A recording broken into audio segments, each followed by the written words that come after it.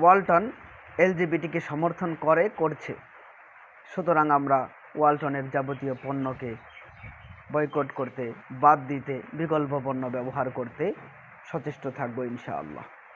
রাসূলুল্লাহ সাল্লাল্লাহু আলাইহি ওয়াসাল্লাম থেকে হযরত ইবনে আব্বাস রাদিয়াল্লাহু তাআলা আনহু বলেন যে লানা রাসূলুল্লাহ সাল্লাল্লাহু আলাইহি ওয়াসাল্লাম আল মুতাশাব্বিহিনা মিনার রিজালি বিন নিসা ওয়াল মুতাশাব্বিহাতি মিনান নিসাই বির রিজাল।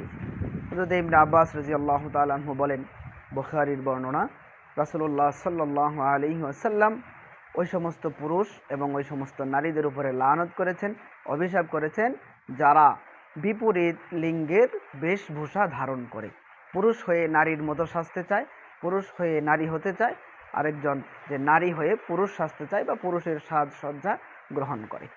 কারণ এটা এলজিবিটি এর দিকে ধাবিত করে, সমকামিতার দিকে ধাবিত করে, যা ইসলামে মারাত্মক ভয়ানক গর্হিত অপরাধ। এই অপরাধের কারণেই পূর্ববর্তী একাধিক উম্মতকে, জাতিকে আল্লাহ তাআলা ধ্বংস করেছেন, বিশেষ করে কওমে লূতকে আল্লাহ তাআলা ধ্বংস করেছেন, যেটা আমরা প্রসিদ্ধ, আমরা সকলেই জানি।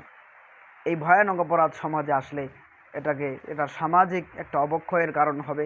সামাজিক যেই নীতি নৈতিকতা, শিষ্টাচার, পারিবারিক যে একটা বন্ধন এবং শৃঙ্খলা, শ্লীলতা, এই জিনিসগুলা নষ্ট হবে, ধ্বংস হবে। সুতরাং আমরা কিছুতেই এটাকে গ্রহণ করতে পারি না, এবং এটাকে আমরা তো বর্জন করেছি আগে থেকেই, এবং এটাকে কেউ সমর্থন করলে আমরা ঈমানের তাগিদে, সামাজিকতা রক্ষায়, ইসলামের মৌলিকত্ব রক্ষায় তাদেরকেও বয়কট করতে বাধ্য হব। সুতরাং ওয়ালটন যদি ক্ষমা না চায়, এই পথ থেকে ফিরে না আসে, আমরা ওয়ালটনের যাবতীয় পণ্য এটাকে বাদ দিয়ে বিকল্প পণ্য আমরা ব্যবহার করব।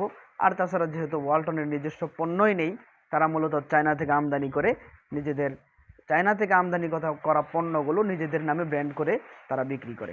সুতরাং প্রয়োজনে আমরা চায়না বা অন্য কোনো দেশের প্রোডাক্টগুলো ব্যবহার করব, এরপরেও ওয়ালটনের পণ্য, ওয়ালটনের নামে ওয়ালটনের সিল লাগানো কোনো পণ্য ক্রয় করব না ইনশাআল্লাহ।